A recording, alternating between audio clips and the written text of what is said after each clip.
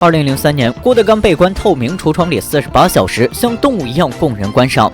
青春时光要怎么留住？满头白发要怎么变黑？你看时间啊，它等。够了，硬命，这不是人干的活，老了，咱们就到这儿，别拍了，姐弟，关了。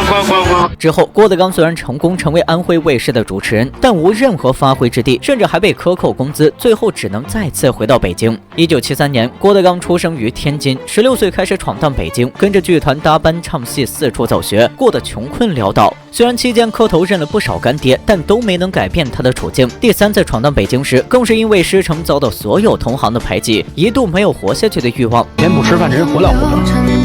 是不是还有病？发着烧怎么办？没有什么可卖的东西了啊！